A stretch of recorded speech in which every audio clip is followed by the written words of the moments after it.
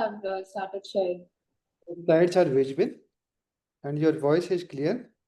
And I think you can start now. So, Okay, sir. I'll start. So, good evening, everyone. My topic for today is autonomic nervous system, and my colleague will be presenting differential blockade and implications. So, these are our learning objectives for today. So why does the ANS matter in regional anesthesia? So understanding the autonomic nervous system is crucial in regional anesthesia because many blocks don't just affect the system. So very your voice is breaking. Really, your voice is breaking.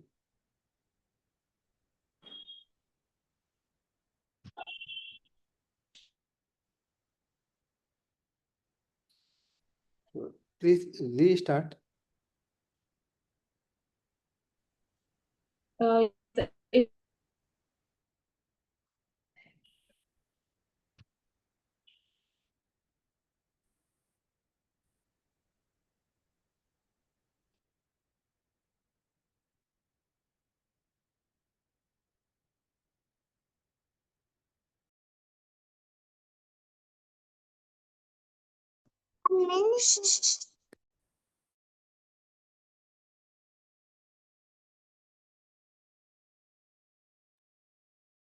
Reshare your slides. Your slides are not visible and your voice is not audible.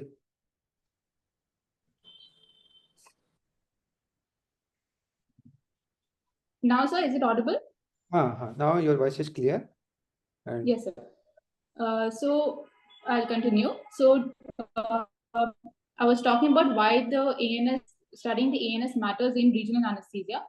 So knowing the anatomy and physiology of the autonomic nervous system helps us to anticipate blocks, understand differential blockade, and manage the hemodynamic complications better. Also, it can help us to use it to our advantage and manage pain controls. So let's briefly look at the difference between the nervous system. So the somatic nervous system is a control of like eating, talking, etc. And it's a single neuron from the to the mind back. Whereas the nervous system, it mainly controls all our involuntary functions like our organs, the heart, the digestive system, etc. And the difference is it uses a two neuron chain, a preganglionic neuron and a postganglionic neuron, which ganglia. Now, the autonomic nervous system has two components again, the sympathetic nervous system and parasympathetic. So, the sympathetic system prepares the body for fight or flight. So, it increases heart rate, dilates pupils, and diverts the blood supply to the muscles. Basically, the parasympathetic nervous system is craniosacral outflow, and it rests and digests. So it slows the heart, it stimulates digestion and energy. So both of these systems, they act in opposition and they maintain homeostasis through a Dr. Dale, your network is consistently breaking and the PPT is also not visible.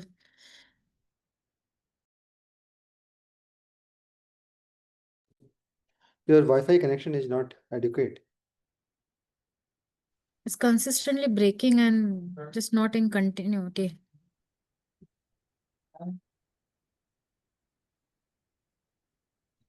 Dr. Dale, are you there?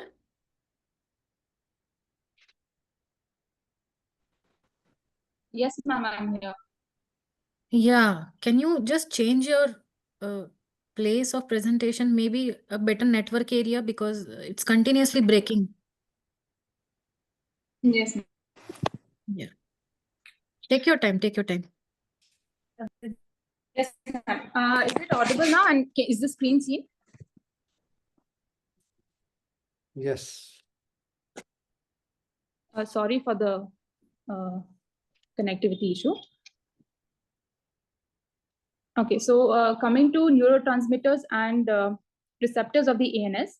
So the sympathetic, I've already explained about that there's a 2-neuron system. So why does this 2-neuron system exist? So we have a preganglion neuron which synapses in the peripheral autonomic ganglia, and the postganglion neuron that innervates the target organ. So this system offers for several advantages. Firstly, it allows for signal amplification. So a single preganglionic neuron can activate multiple postganglionic neurons, enabling a more widespread coordinated response. This is especially seen in the sympathetic system. Secondly, it acts as a checkpoint. So from higher centers also, we can have we can integrate input from the higher centers too, allowing for reflex control. And most importantly for us, it creates multiple pharmacological targets. So we can target many points of this system. So if we want to block the ganglia, we can give ganglion blockers like hexamethonium. If we want to block the adrenergic receptors, we give adrenergic blockers. And if we want to block, if we can give atropine to block the muscarinic receptors, which is the postganglionic parasympathetic receptors. Now, regional anesthesia, they have a local action, but a systemic influence. So this is seen, firstly, coming to neuraxial anesthesia. We know that spinal and epidural anesthesia, it interrupts sympathetic outflow, which is thoracolumbar, but parasympathetic often remains intact. And these are the clinical effects of ANS blockade. We have decreased systemic vascular resistance and decreased venous return. We have vasodilation leading to hypotension, bradycardia, the mitral bradycardia, bladder atony, and temperature dysregulation. So autonomic blockade during regional anesthesia, they can either unmask or block several important cardiovascular reflexes.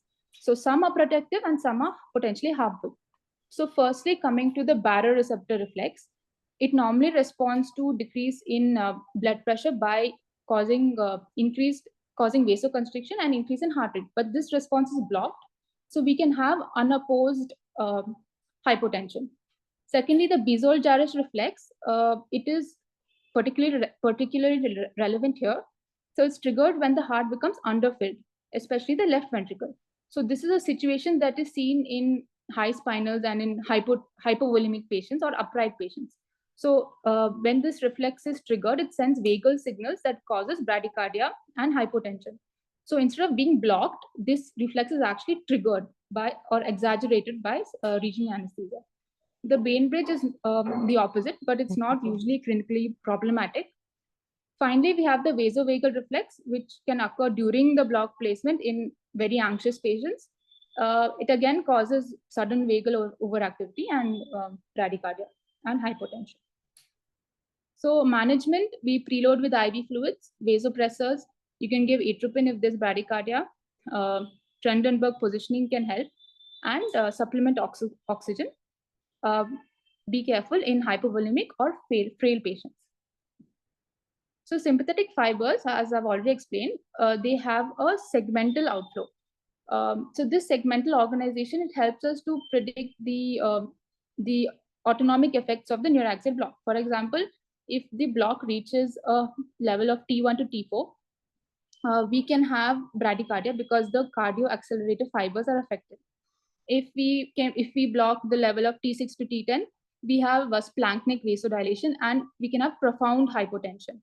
And when the lower fibers like T11 to L2 are affected, basically the lower limbs are affected, we can have a pooling of blood in the lower limbs and warm lower limbs. Peripheral nerve blocks also have sympathetic effects.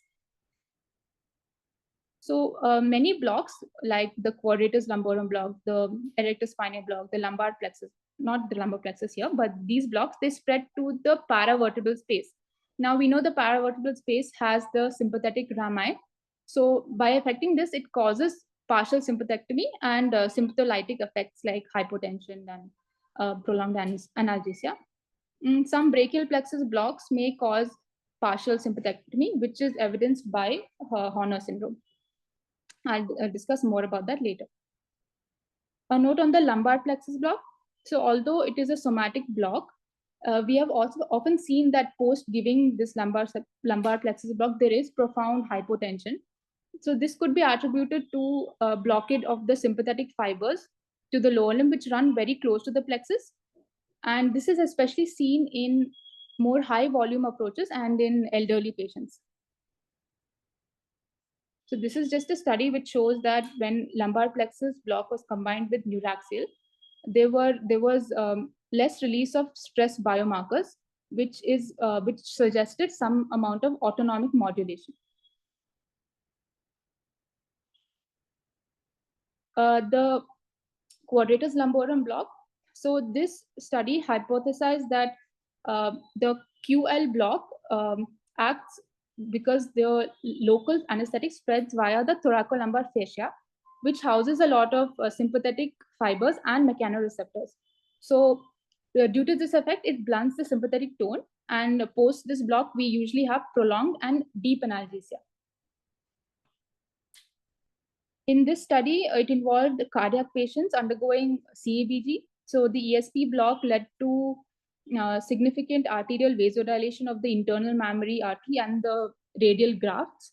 So this was attributed to the sympathectomy-like effects. A thermographic study of paravertebral analgesia. So in this study, it was a thermographic study. It showed that there was evidence of vasodilation, which was unilateral, and skin warming over 6 to 10 dermatomes, even when only a few thoracic levels were blocked. So basically, it causes the paravertebral block causes unilateral and segmental sympathectomy, and it's often an alternative to epidural analgesia too. So coming to ANS blockade in vulnerable patients. So firstly, the obstetric population. In obstetrics, the sympathetic blockade causes profound hypotension, probably due to they already have aortocaval compression, and they have increased sympathetic tone. Also, this hypotension can risk fetal hypoperfusion. So we must prevent this with left uterine displacement and vasopressors. In elderly patients, they already have autonomic dysfunction and blunted baroreflexes. Combined with this, they have very stiff left ventricles, so they're very preload dependent. So we must be careful with volume management and manage them carefully. Diabetic patients, again, autonomic neuropathy can blunt the compensatory responses to sympathetic blockade. So we must do a thorough preoperative assessment for orthostatic hypotension or resting tachycardia. It may give us clues. In cardiac disease patients, now neuraxial, mainly epidural, is a double-edged sword. So although thoracic epidurals, they reduce myocardial oxygen demand and improve perfusion in IHD. At the same time, the abrupt vasodilation can worsen the hypotension in valvular heart diseases like aortic stenosis. So the regional plan should be individualized, and we prefer slow onset epidurals over spinal. Another population is the pediatric population. So in neonates and infants, the ANS is immature. And another thing is that bradycardia may be more prominent because of their dominant sympathetic tone. And they're also more prone to hypothermia, and they need careful temperature and volume monitoring. So we have spoken about the risks of blocking the ANS. What about the reward? So when I say blocking the ANS, mainly we are talking about blocking the sympathetic system. So the various indications are in peripheral vascular disease, like Raynaud's phenomenon, or acute arterial or venous occlusion, cold injury, etc. You have visceral pain conditions like abdominal cancers, chronic pancreatitis, or perineal cancer, etc. Hyperhidrosis, and neuropathic pain conditions like in herpes zoster, or even cancer pain, which is neuropathic. So these are the few sympathetic blocks that are given. So we give the block depending on which area of the body the ganglia supplies. So for example, a stellate ganglion block for any upper limb, head and neck conditions. We give lumbar sympathetic blocks, ganglion of impart blocks, thoracic sympathetic blocks, superior hypogastric plexus blocks, and celiac plexus blocks. Coming to stellate ganglion block, so this block interrupts. So stellate ganglion supplies the head, neck, and upper limb and a part of the thorax. So blocking this interrupts sympathetic output to these areas of the body. So it's basically a ganglia formed by the inferior cervical ganglion with the first and occasionally the second thoracic ganglion. So by blocking this ganglion, we are producing a regional sympathectomy. So it helps in sympathetically mediated pain. So these are the conditions that it's usually used for: CRPS, postherpetic neuralgias, phantom limb pains, vascular insufficiencies, facial pain syndromes, and newer indications are hot flashes and PTSD. Now, more recently, stellate ganglion block has been used in the management of refractory ventricular arrhythmias, which have not responded to both electrical and pharmacological therapy. So it is seen that post this block, it suppresses refractory arrhythmias. So this acts as a bridge to definitive therapy. So it's seen that patients usually have a 24 to 48 hour arrhythmia-free period during which definitive therapy can be started. So Horner syndrome is the classical sign of stellate ganglion block. It's basically a sign of a successful block. So I've spoken about the stellate ganglion block because in the context of regional anesthesia, this block is a powerful example of how when we target the ANS, we can influence pain perception, we can influence circulation and even cardiac electrophysiology. So how do these blocks help in pain? So mainly many chronic pain conditions, we have abnormal sympathetic activity. So by blocking this, we help with the pain. Secondly, sympathetic block leads to vasodilation, better oxygenation and nutrient delivery, reduces ischemic pain. And thirdly, it influences central pain pathways. So it helps in complex pain states, and that's why it's used in conditions like PTSD. A note on IV regional sympathetic block, or also called Behr's sympathectomy. So the procedure is similar to IVRA. The difference is we inject sympatholytic drugs into the limb, into the block limb. So earlier guanfacine used to be used, which basically depletes norepinephrine in the limb, which used to help with the sympathetically mediated pain like CRPS. Nowadays, other drugs like clonidine, ketanserin, labetalol are given too. So blocking the ANS improves surgical outcomes, and here's the evidence. So firstly, epidural blockade we know causes vasodilation. So via this vasodilation, it improves tissue perfusion, reduces oxygen demand, reduces stress response and catecholamine levels. So in surgeries like vascular surgeries, it enhances the graft perfusion, and in reconstructive surgeries, it improves flap viability. So this is a study which showed when they compared flap success, it was 100% in the epidural group versus 95% with the GA group alone. And they also saw fewer vascular complications and less postoperative atelectasis in the epidural group. Another study showing that the epidural improved pain and did not compromise flap perfusion in microvascular flap cases. There was some data in the study showing a rare steal phenomenon. Basically, the vasodilation in the block part caused decreased blood flow to the surrounding area.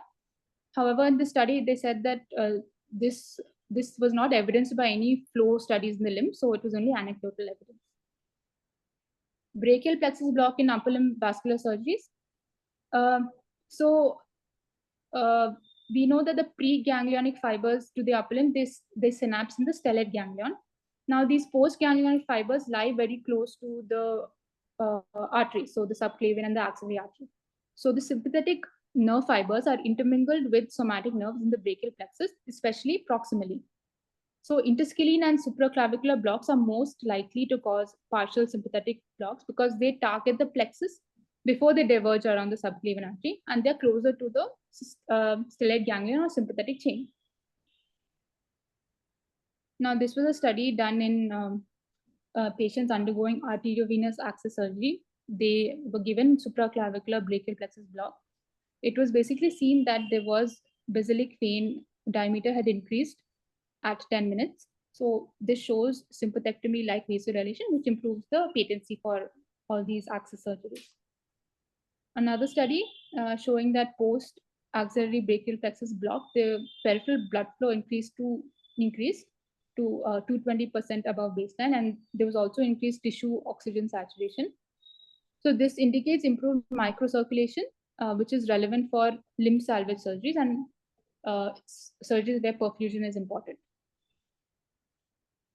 So this slide summarizes how we can tailor the ANS block to different surgeries to improve outcomes.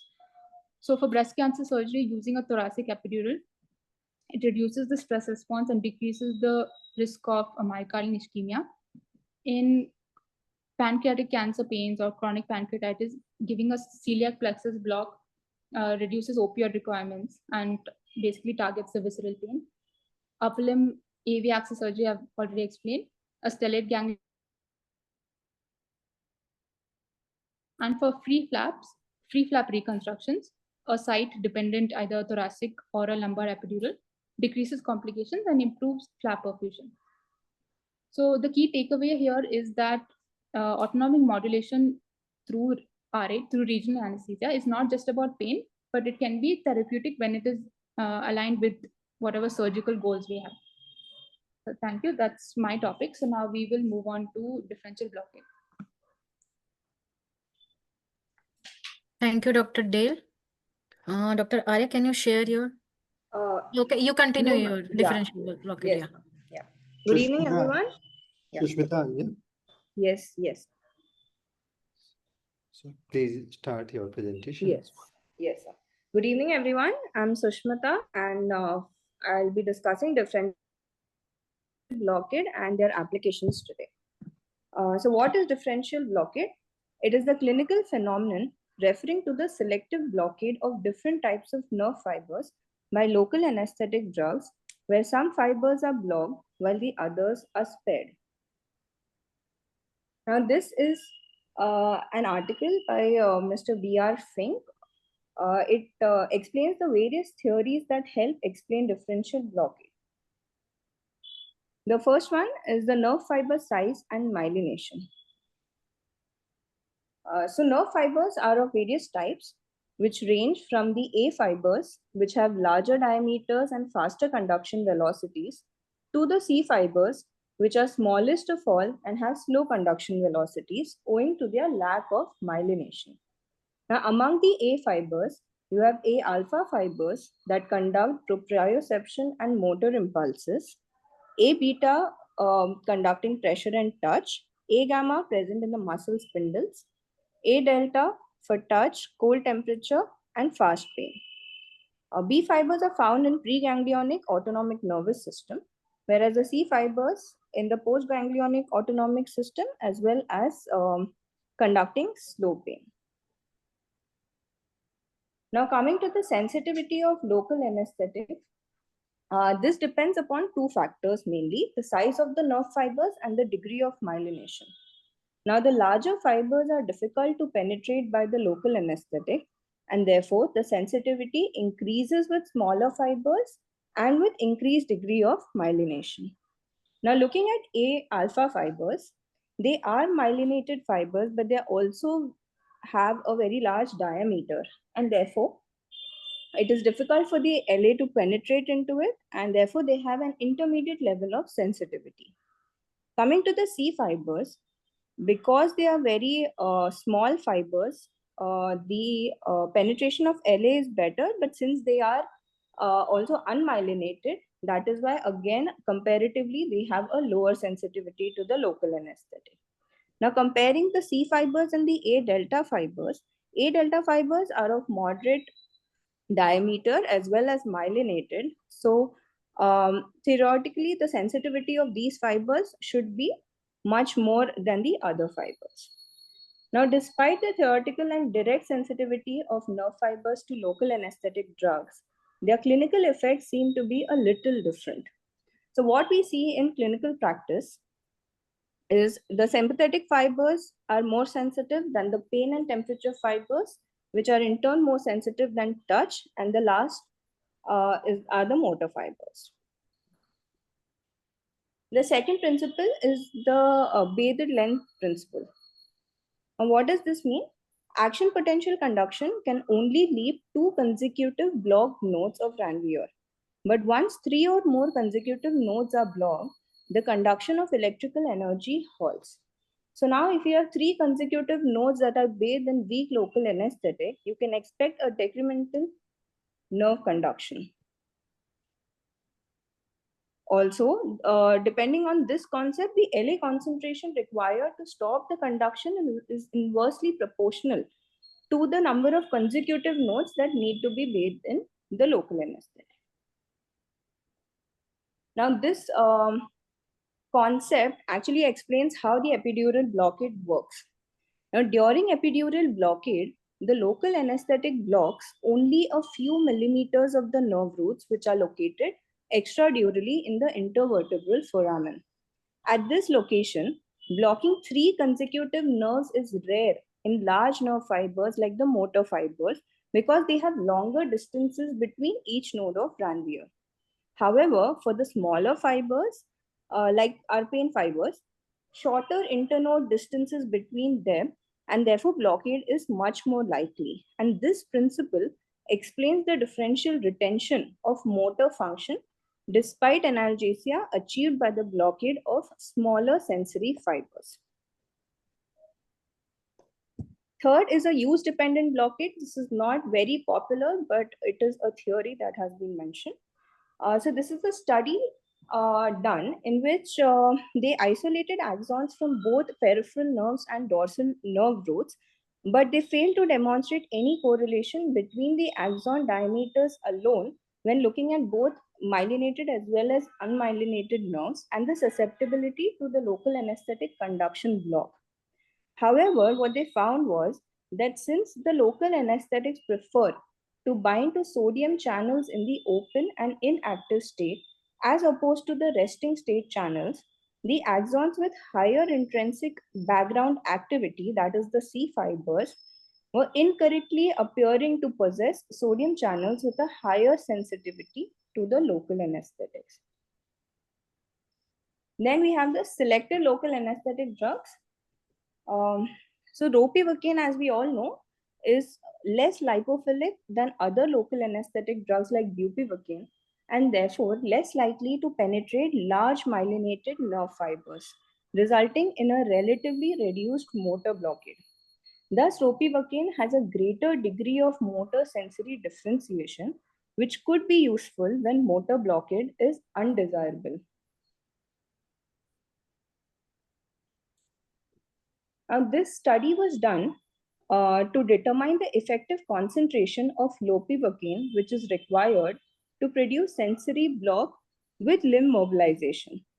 44 patients were studied and they found out that concentrations as low as 0.1285% of ropivacaine at a volume of say 15 ml was successful in achieving the goal. This is another study where they have divided the study subjects into 2 groups. Group 1 consisted of age groups between 18 to 60 years, whereas the group 2 consisted of patients which are more than 60 years. Now, the effective concentration was found to be less in the older age groups, as low as 0.088% of ropivacaine, whereas in the younger population, a higher concentration, close to 0.124%, was required. Now, effective pain relief and early mobilization are essential for fast-track rehabilitation, and therefore studies like these allow for shorter hospital stay and fewer complications. So etidocaine is a drug which is marketed under the name of Duranest. It is an injectable local anesthetic drug belonging to the amide class. It had a rapid onset and long duration of action and was used in the management of chronic pain, local or regional infiltrations, peripheral nerve blocks in surgical, dental, and ophthalmic procedures. The characteristic feature found with this was that it causes profound motor blockade. So in surgeries where predominant motor blockade was necessary, this drug was being used. There were some people that were calling this phenomenon to be a reverse differential blockade. Somewhere in 2008, the FDA discontinued its clinical use due to the ALIS toxicity concerns, so it's no longer available. Now, another component of differential spinal blockade that we see in our everyday practice, it involves peak block heights of autonomic, sensory, and motor levels. Now, autonomic blockade extends roughly 2 or more dermatomes above the level of skin analgesia, whereas the motor blockade extends roughly 2 or more levels below the level of skin analgesia. One of the factors are this different concentrations that are required to affect the different nerves. Another explanation to this phenomenon can be by noting that the spinal nerve roots have progressively longer intrathecal segments when moving caudally down from the cervical to the sacral nerve roots. Now, for example, axons of the lumbar roots with longer intrathecal segments are more susceptible to conduction block than those in the significantly shorter cervical and thoracic roots. Now, temporality of neuraxial blockade, this we've already discussed as to why it happens, but the first block onset starts with conduction blockade of the B fibers leading to vasodilatation, goes to C, A delta, A gamma, A beta, and then A alpha fiber. The last to be lost is the motor function. Now, the regression of blockade as a local anesthetic effect wears off results in return of nerve fiber conduction in the reverse order. So first you have recovery of the motor function, then sensation to touch, pinprick, return of the sympathetic tone is last. Now, in case of peripheral nerve blocks, this is a typical architecture of nerve bundle showing where the individual nerve fibers lie. So we can see that you have the C fibers at the periphery, the B and the C fibers more along the periphery, whereas the A delta, beta, and the alpha fibers are more towards the core. So now, as the local anesthetic diffuses into the nerve bundle, initially the patient will have vasodilatation and increased skin temperature of that particular limb, which then will be accompanied by loss of temperature differentiation, which we routinely check using a cold swab. Then he will have pain relief, loss to touch, deep pressure, and the last to be lost is the motor function. Now coming to the applications, most of them, actually a lot of them have been discussed with my colleague already. Very specific ones that are left are being discussed here. Now, a classic example of differential blockade can be seen with labor analgesia. The other applications include pain management, where you have certain diagnostic nerve blocks, chronic pain management blocks, surgical anesthesia in case of intraoperative motor assessment requirements, and neuropathic pain. Now, differential blockade in labor analgesia. The first to discuss is why do we require labor analgesia? So, as we all know that the pain during labor is tremendous, and along with the psychological effects of it, the suffering, the loss of morale, the anxiety, the patient will have an intense sympathetic stimulation.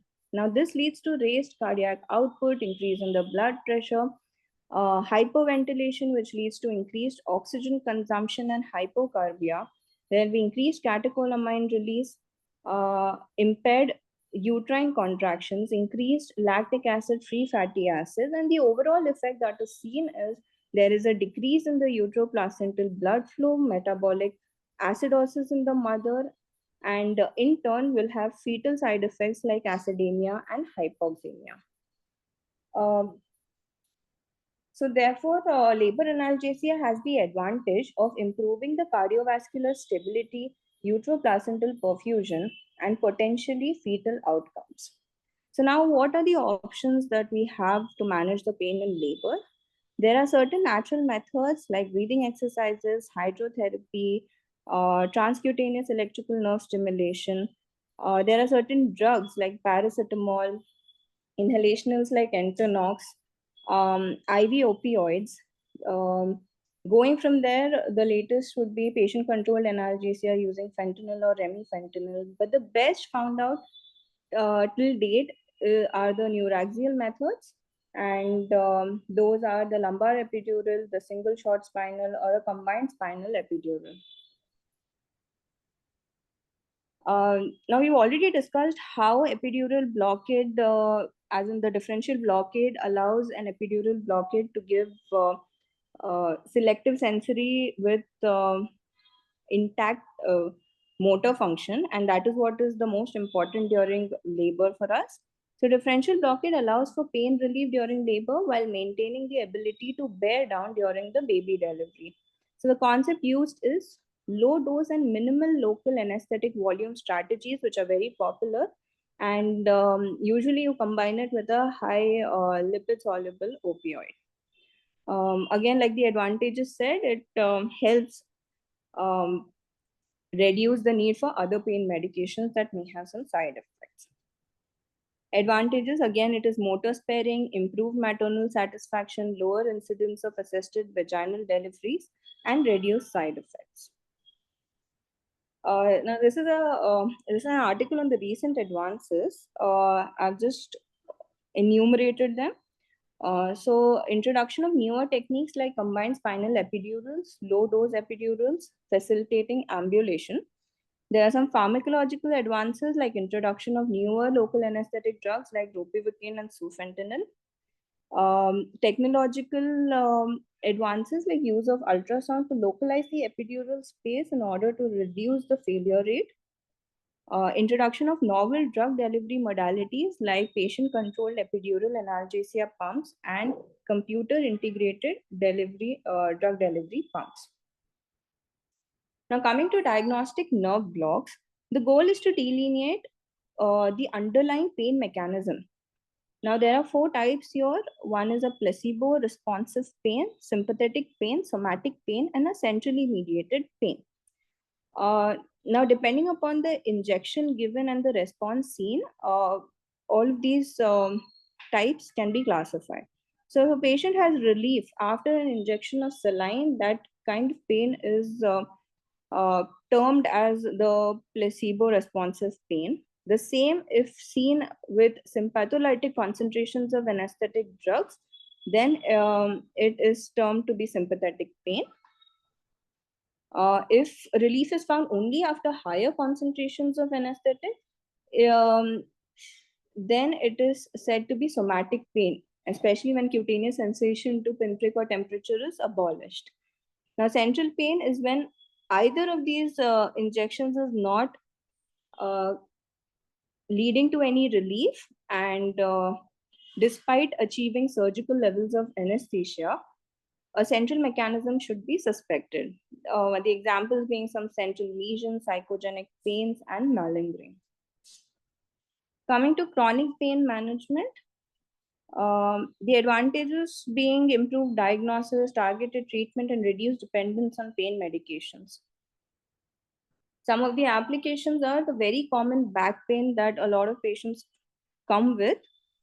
This could be secondary to radiculopathies, disc herniations, spondylosis, stenosis, and depending upon the level, an epidural or root blocks can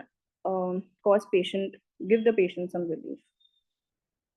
Also, chronic pancreatitis pain, celiac plexus block is used to differentiate visceral and non-visceral pain.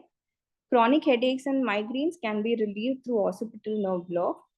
The pelvic pain from endometriosis or cancers, a superior hypogastric plexus block might be an option. Facial pain secondary to trigeminal neuralgia or trigeminal nerve block can be given. Now, differential blockade in complex regional pain syndrome. So, complex regional pain syndromes is a condition characterized by persistent pain, swelling, and changes in the skin color and temperature, often in an extremity. Now, in some cases, the pain is believed to be driven by sympathetic nervous system, that is the type 1 CRPS, while in others, it is independent of the sympathetic system, which is the type 2 CRPS. Now, differential nerve blocks help differentiate between these two types. That is, if blocking the sympathetic nerve, pain relief is achieved, and it suggests that it is type 1, and consideration of other therapies such as sympathectomy, either surgical or chemical, will help the patient.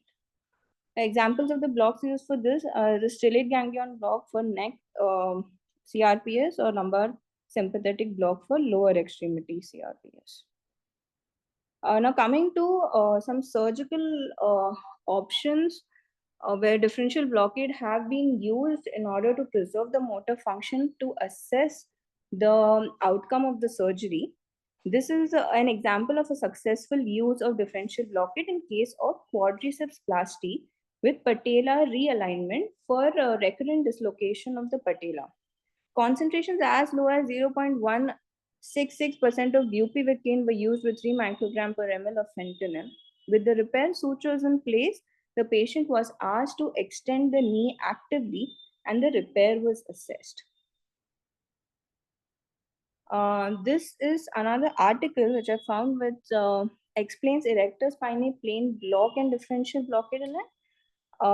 So what it says is that the differential blockade in the context of erector spinae plane block refers to the analgesia achieved without necessarily causing a complete loss of sensation like pinprick or cold sensation.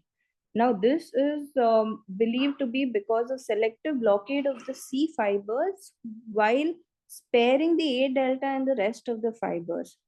So even though this is an hypothesis, a lot of research needs to be done on this, because this article says that it is not so, and the results of this kind of study in patients are not able to be reproduced.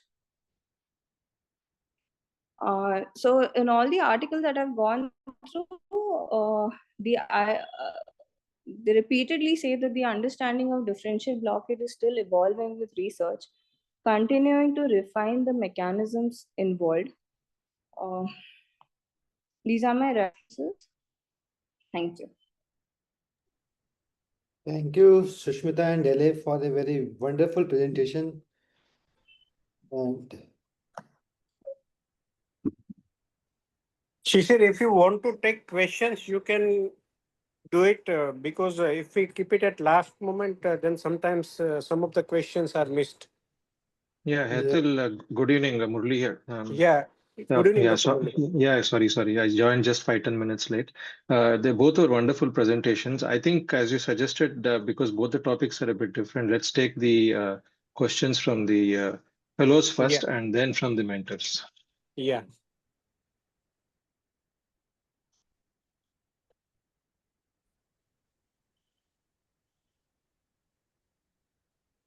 Any questions from any of the fellows, anything that you need to clarify?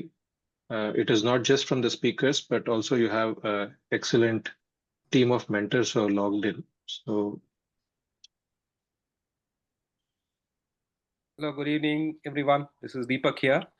Hi, Deepak. Good evening. Yeah. So my question is to any of them, the presenters, is what is the role of tourniquet and in the differential block? So what nerves will get blocked when you apply tourniquet? No, Deepak, you're asking in terms of tourniquet pain? Tourniquet, if you apply, what are the sensations that will go if you have blocked the tourniquet? So it means to say that what is the ischemic pain? Yeah, okay. Comes from tourniquet. Okay, so if somebody having a prolonged tourniquet application, the pain that sets in, what is the mechanism? Yeah. So Dale and Sushmita, would you like to take that question? So, sir, as far as my understanding goes, tourniquet pain is not because of the mechanical effects of the tourniquet on the nerve fibers. Rather, it is because of the prolonged ischemia and the local effects that the tourniquet pain is experienced, though it is a dull pain which is seen mediated by the unmyelinated C fibers. Sushmita, does she have any different views there? Both of you are sitting probably together. I know both of you are sitting together. So Yeah. is it possible for you to have your camera on? Yes, yes. Yes, sir. Yes, that's better. Yeah. So what is your understanding of what Dr. Deepak is? Yeah, we understand that it's more of a deep pain which affects the C fibers. So even if we give a nerve block, still the patient might complain of pain. So sometimes we have noticed that they might even need some IV analgesics. So it is more of a, yeah, it could be a sympathetically mediated pain. So since that's what we understand. It's not purely the sensation of the skin. Sometimes we believe that if we just block the cutaneous sensations, they might not have the pain, but that's not true. It's due to the prolonged effects of the tourniquet, where all the mediators are released, so they have more of a inflammatory or ischemic pain due to the muscle ischemia. So The question is, which nerve fibers are susceptible to tourniquet? Tourniquet, what does it cause? It causes ischemia to the vessel, to the nerve. So which nerve is susceptible to pressure? Sir, it is the C fibers that are more susceptible.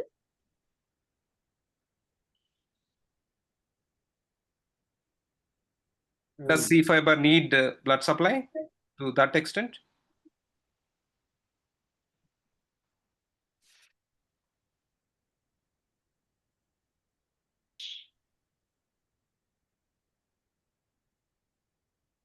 Sorry, sir, beyond this.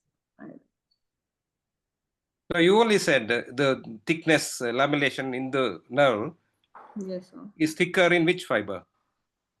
So the A More fiber. cells are there in which fiber? The A fibers. fibers Sir. are thick. Maybe. So maybe those are the nerves which are susceptible to the effects of not having a blood supply. When you apply tourniquet, the blood supply is cut off. Yes. So that is maybe the reason for those fibers getting blocked. C fibers continue to fire. Okay, okay, sir. Maybe that is one way of looking at it. So how do you handle this pain?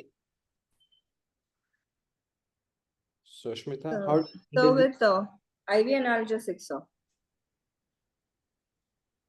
Okay, systemic analgesic. What kind System. So you can give opioids or depending upon the patient profile, you can give NSAIDs or paracetamol. of? And sometimes ketamine works wonderful. Yes, sir. Yes. And you told me the reason for differential blockage of the epidural motor nerves are because there is a very short length available inside the dural sleeves. Okay. Yes, sir. There's one another mechanism because this motor nerves are basically it lies anterior, and anterior part of the plexus is very vascular. So drug absorption is very rapid in the anterior part of the dural space. So less concentration of the very low concentration of the local anesthetic is there compared to the posterior part of the dural. Okay. That could be another reason. Okay. Basically, after your epidural injection, drugs split in 4 paths. One in the paravertebral space, another goes to there is another vascular absorption. Thirdly, small quantity of drug, it passes through the dura mater, and there are a lot of microvilli of subarachnoid, which crosses the dura. Okay. And where this drug actually acts, where this local anesthetic it acts. So there are 4 mechanisms for epidural blockage of the epidural blockage. Yes. Have you given stellate ganglion block? No, sir. We have observed, sir.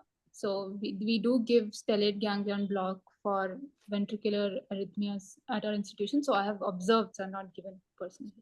Have you seen the stellate ganglion block for the ventricular arrhythmia? Yes, sir. So was it unilateral or bilateral?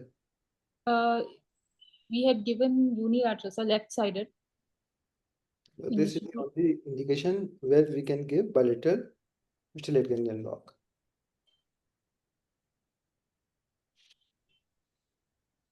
So, Murli sir, any question from your side? No, I'm just waiting for the fellows. There are 60 actually logged in. So I'm just waiting for a few questions. People can actually put it in the chat box as well, because it's a very interesting topic. So I'm just waiting for people to ask questions. Can I ask something? Is that hello? Yes, ma'am, you can ask. Yeah. The first speaker spoke on sympathetic blockade. Can you think of scenarios where this particular aspect, other than chronic pain, because I know you would say still a ganglion block and chronic pain, where this could be therapeutic? I think they did cover. I think you can probably repeat it again. I think you covered it in the I few think slides. she did cover she did cover vasodilatation. She did cover the brachial plexus blocks and the surgical the vascular surgeries. Vascular Yes. surgeries, yeah. Yes, I do recall that. Anything other than what you've already mentioned? Ma'am, for the stellate ganglion or in general? No, in general, maybe okay, a thoracic epidural. How would that be a therapeutic block? I mean, how do you use this block as a therapeutic block, knowing that it causes a sympathetic blockade? Again, ma'am, depending on where the pain is, we give the block. So depending on which part of the body the pain is. So if there's a chronic pain uh, in the thorax, probably a thoracic epidural, since it causes sympathetic blockade, it could help with the pain condition in that region. So depending on where the pain is, ma'am, the appropriate ganglia block could be given. So for perineal pain conditions, ganglion of impar block, or a celiac plexus for upper abdominal pain conditions, pancreatitis, cancer pains, pancreatic cancer pains. Yeah. Apart, these are Okay. thoracic epidural. Apart from the surgical indications I'm talking about now. Okay.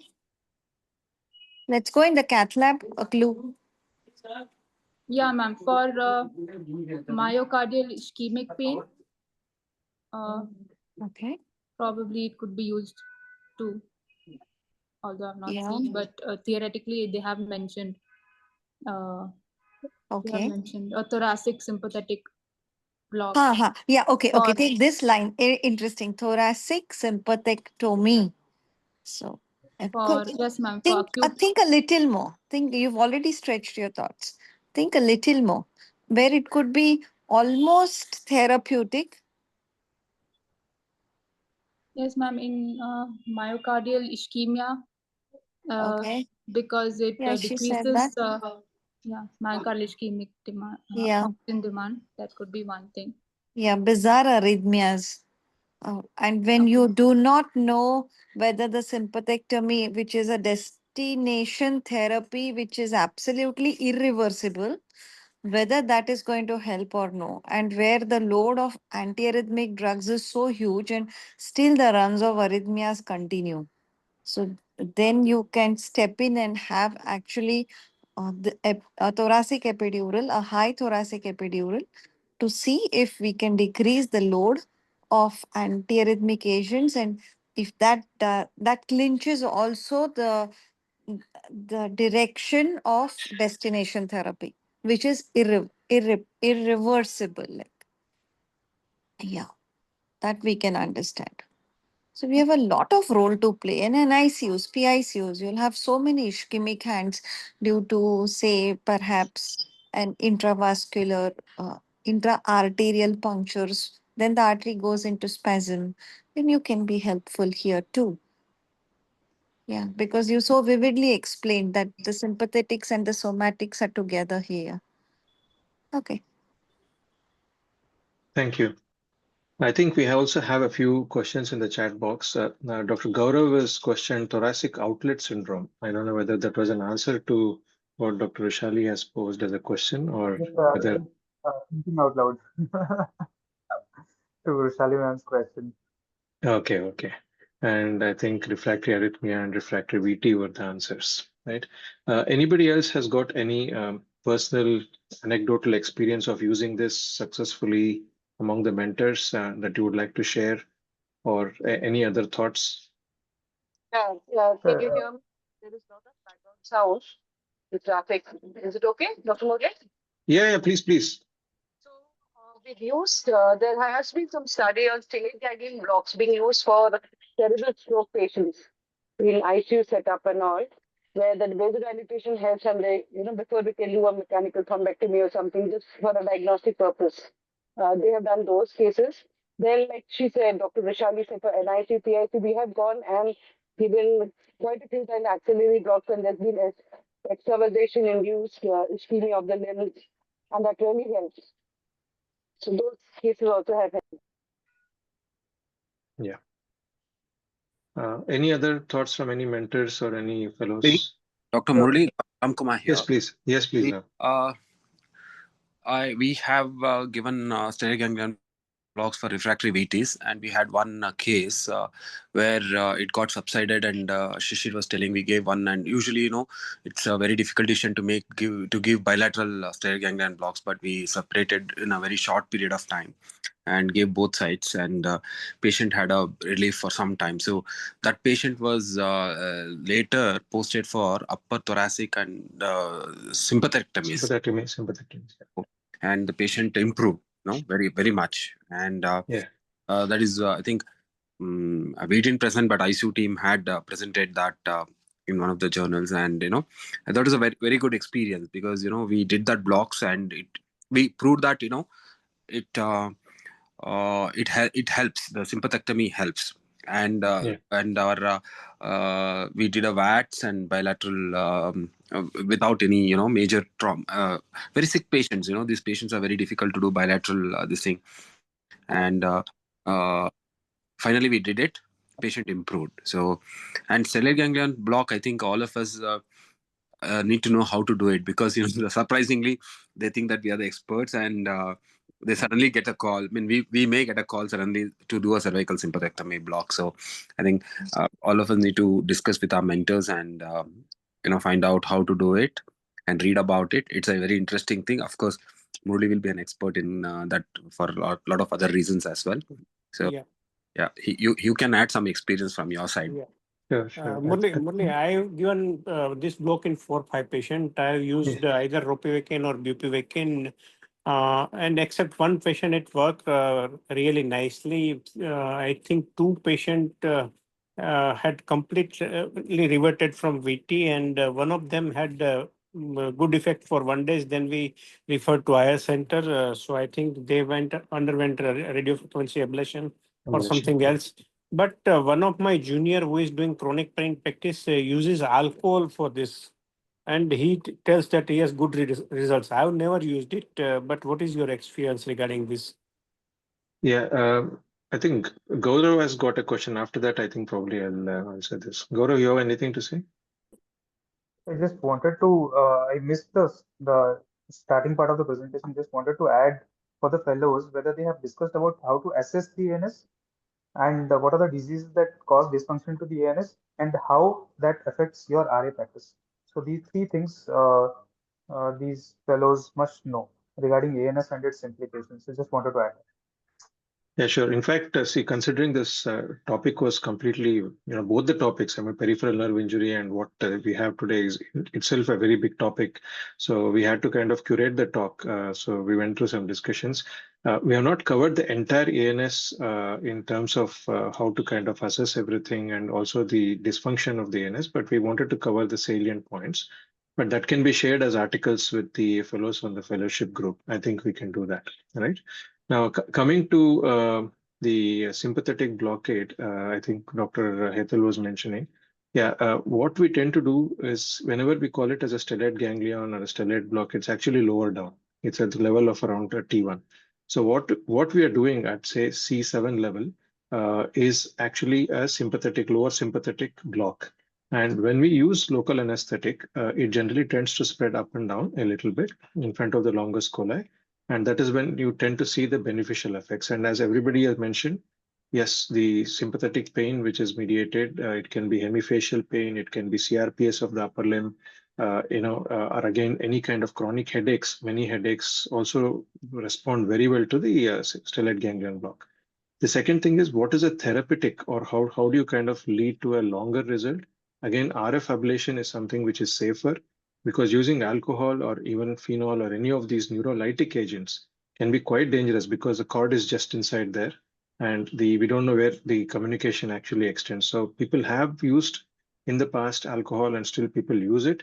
But I would still say that RF ablation would be better if you're looking at long term, and that is probably best done in people who know how to do it. So coming to as a regional anesthesia fellow or a regional anesthesia expert, we might be able to help in terms of, say, example, as we mentioned, the cardiac issues. And also if somebody wants us to give a block to, say, rule out CRPS. This is We did mention about CRPS, both being sympathetic mediated and not sympathetic mediated. So we have a lot of people here in the group who do chronic pain as well. So they will agree that if it's sympathetic mediated pain, the results are excellent. That is one. And coming to the therapeutic uses, whatever you mentioned, a lot of plastic surgeons do request a block if they're doing microvascular repair. And in these cases, even a longer lasting block by adding dexamethasone or any of the adjuvants to prolong the block, or if you have access to a catheter system, to put a catheter and an infusion in the brachial plexus territory, covering the area where they're operating, will also be beneficial. So I think with upper limb, the sympathetic related therapeutic uses of, say, regional anesthesia technique is probably this. If I missed out anything, probably anybody else can add that. Now, coming to the ANS per se, I think we covered most of the things in your talk, but I think it's very important to understand, because as anesthetists, we play around with both the sympathetic and parasympathetic system every day. And especially as regional anesthetists, we should understand how it works. And that is, I think, in a nutshell, because there's quite a lot of stuff to discuss about the autonomic nervous system if we go deeper on how to test it, and things like heart rate variability. There's a lot of data coming out with regards to neurological outcomes post head injury. So there are lots of things happening in this space. But I think from a regional anesthesia perspective, we've covered most of it. Coming to differential blockade, again, it's a very, very interesting topic, because you got minimum local anesthetic volume, the minimum local anesthetic concentration, how the drugs work differently when we come, central neuraxial, how they work differently when we go peripheral. So again, very nicely discussed the concepts, whatever are important by Sushmita. And here I would like to just make a note that whenever we use different concentrations of drugs, please keep it in mind that it is the concentration and the volume both which we have to keep in mind.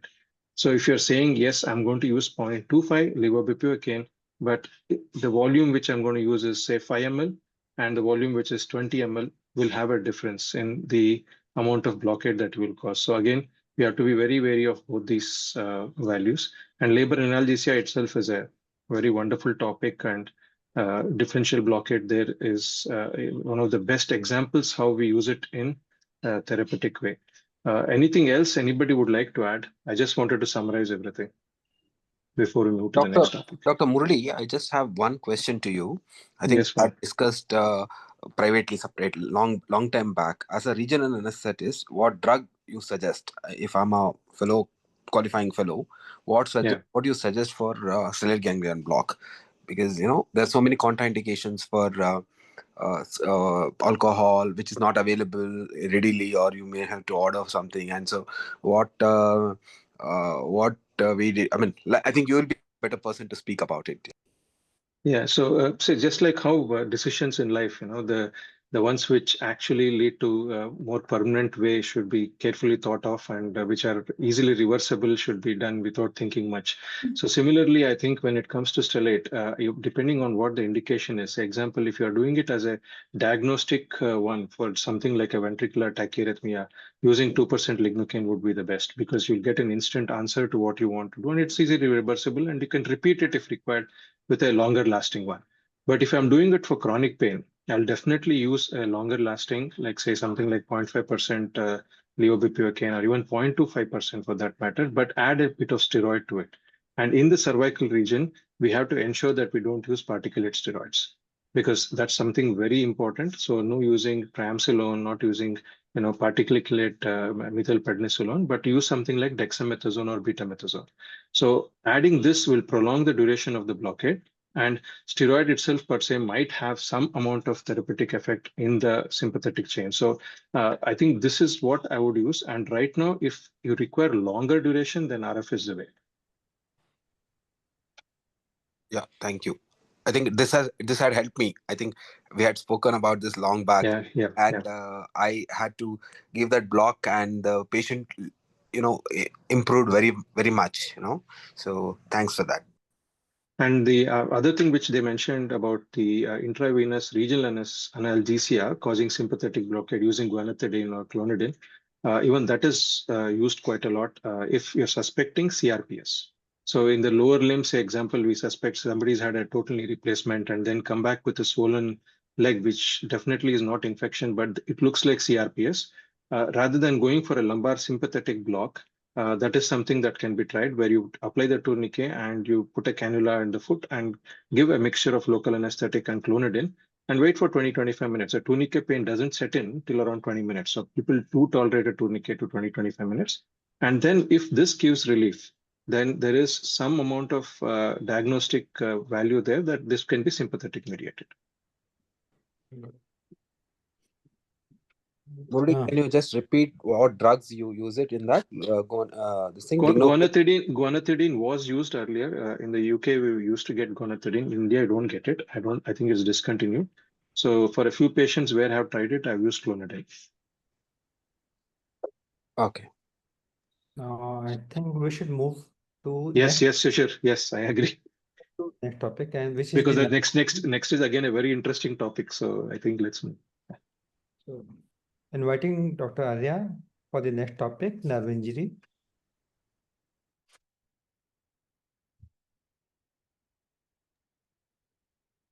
Am I audible? Yeah. Good evening, everybody. We will be now discussing about peripheral nerve injuries related to regional anesthesia. So we'll be covering the topic under the following headings. We'll discuss about anatomy, the classification of nerve injury, incidence, pathogenesis, prevention, and management. We will start off with a brief description of the anatomy of nerve cell. The nerve cell or neuron consists of body, dendrites, and axon. In the peripheral nerve system, most of the axons are myelinated. Each neuron has several coverings over it. Endoneurium is the innermost layer of connective tissue covering the axon. Together with its myelin sheath and endoneurium, an axon is then termed a nerve fiber. Nerve fibers are organized into groups called fascicles, which is covered by perineurium. Group of fascicles are bound together by an epineurium, which is the thickest of the three layers. Paraneurium is a layer that comes between the epineurium of the nerve and epimysium of the surrounding muscle. It's also known as a sweet spot for local anesthetic deposition, as it results in a faster onset with satisfactory block duration, and due to its extraneural indication, it poses little to no risk of nerve injury. Coming to vasa nervorum, so in the peripheral nervous system, they have two independent yet interconnecting vascular system. The extrinsic system consists within the epineurium, while the intrinsic vascular system runs within the fascicles and endoneurium.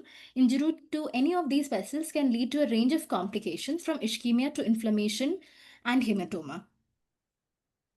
So now we'll discuss about the classification of nerve injury. There have been several attempts throughout history to classify peripheral nerve injury based on different parameters.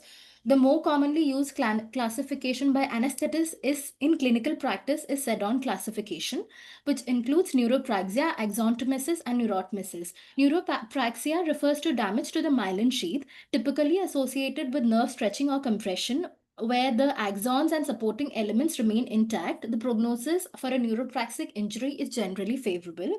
Axontomesis refers to axonal injury associated with fascicular damage, nerve crush, or toxic injury with damage to the endoneurium and possibly to the perineurium. Recovery following axonal loss may be variable. Finally, neurotmesis, which refers to complete transection of the nerve, and it typically requires surgical intervention. The prognosis can be often poor. Apart from SEDON's classification, there are several other classifications also. In 1951, Professor Sunderland proposed a numbered classification based on the increasing involvement of neural connective tissue grading. Grade 1 being neuropraxia, grade 2 being axontomesis with intact endoneurium and damage to axon and myelin sheath, grade 3 axontomesis with damaged axon, myelin sheath, endoneurium but intact perineurium, grade 4 with axontomesis with damaged perineurium as well, grade 5 being neurotmesis. Sunderland gradings are based on the concept that neural connective tissue elements are important for regeneration. Its increasing involvement in successive degrees of nerve injury can also impact the prognosis from good to bad to worse. Apart from that, in 1989, McKinnon and Dillon introduced another 6th degree in the Sunderland classification as a mixed lesion with axon loss and conduction block. This type of injury is probably the most common type of nerve injury. And apart from that, Bursch and Bonney in 1991 also classified nerve injuries into degenerative and non-degenerative lesions. All that being said, most commonly used for from the anesthetist point of view is the SEDON classification, and radiology and surgery department often uses Sunderland classification for prognosis and management. Clinically, lucky for us, most post-op neurological damage is associated with regional anesthesia tend to follow a neuropraxic pattern of injury and recovery. This is another classification based on iatrogenic peripheral nerve injuries. Type 1 is when the injured nerve is not involved in surgery or procedure, or when operating in proximity to the nerve, or with an inexperienced person, or poor technique. Type 2 is when the injured nerve is involved in surgery or procedure, like those during nerve decompression procedures like carpal tunnel release. Type 3 is when the injured nerve itself is the target for repair of different nerves during nerve harvest or for grafting. Now we will discuss about the incidence of peripheral nerve injury after peripheral nerve block. This is a study done by Kimi Bias et al. As per their study, they say that peripheral nerve injury is 9 times more likely related to surgery or patient-related risk factors rather than related to the nerve block. They also mention in their study that temporary nerve symptoms are at 2.2% after 3 months, 0.02% at 1 year, and lessen than that as the time progresses, and permanent nerve injury is as less as 0.014% after peripheral nerve block. This is another study by Ethan Lamke et al., which was a narrative review of existing literature on post-peripheral nerve block neural dysfunction. They also reiterated the fact that post-block neural dysfunction decreased with time, varied with the type of block that you're performing, highest with interscalene block, that being said, and reduced with ultrasound use. There have also been studies done on pediatric regional anesthesia. A prospective study on pediatric RA by French Language Society of Pediatric Anesthetists led by Claudie Etoffi et al. Concluded that regional anesthesia is safe in pediatric population and must be encouraged over neuralgial blocks, including caudal block. Another famous study done by PRAN. The PRAN study was conducted over 1 lakh pediatric patients from a time period of 2007 to 2015. And they had conducted this over several population ranging from neonatal group up till 10 years of age, and they reported no permanent neurological sequelae after RA in children done under general anesthesia or sedation. All that being said, the seemingly lesser incidence of peripheral nerve block related nerve injuries might be due to a lack of documentation, improper follow-up, and associated legal implications. Now coming to the pathogenesis of peripheral nerve injury. Nerve injuries disrupt the normal structure and function of nerves, often leading to a cascade of molecular responses that are aimed at repair and regeneration or degeneration. In the peripheral nervous system, damaged axons can initiate a process called sprouting, in which new axonal branches extend from the proximal stump, that is closer to the cell body, towards the distal target. Axonal sprouting is a critical regenerative response that allows neurons to reconnect with original target tissues when guided appropriately. Schwann cells play a vital role here. They undergo a process known as dedifferentiation after injury, whereby they lose their myelin and adopt a repair phenotype. In that state, they secrete neurotrophic factors, clear cellular debris, and form structures called bands of Bungner, which serve as a pathway for regenerating axon to reach their target. And the release of neurotrophic factors help in activating signaling pathways that promote cell survival, axonal regeneration, and synaptic transmission. Any nerve injury has a pattern of degeneration followed by regeneration. Degeneration at proximal site of injury is called primary or retrograde degeneration, and that occurring at distal site of injury is called secondary or anterograde or Wallerian degeneration. Now, how do the nerves recover? Reinnervation can occur in two ways. It can occur via collateral branching. That happens when there is 20 to 30% of the axons getting damaged. Collateral branching here begins in the first 4 days following injury and will continue for about 3 to 6 months. And in cases where more than 90% of the axon population is injured, axonal regeneration occurs. Severe injury can lead to programmed cell death or apoptosis, especially in the CNS. In the absence of regeneration, apoptosis helps remove damaged cells. However, it also limits recovery potential. Now we'll discuss about several ways a nerve can be injured, several mechanisms that can cause injury to the nerve. These can be mechanical, chemical, vascular, pressure-related, or inflammatory in nature. Mechanical causes can be because of compression and entrapment of nerve, stretch and laceration over the nerve, high pressure of injection when we are injecting in the vicinity of a nerve, needle trauma, intraneural injection which can be extrafascicular or intrafascicular. Chemical injuries to nerve can be due to injection of local anesthetics, adjuvants, or other drugs in the vicinity of nerve, and these can depend on the concentration of the drug, site of action, and the duration of exposure to that particular drug or chemical. Vascular causes can be because of compromised neural blood flow. This can be because of local anesthetic, other drugs or adjuvants that are injected near the nerve, or because of global hypotension, space-occupying lesions, which will cause ischemia to the nerve, and surgical causes like positioning, improper padding of pressure points, tourniquet, surgical retractions, and various other factors that can hinder blood supply to the nerve.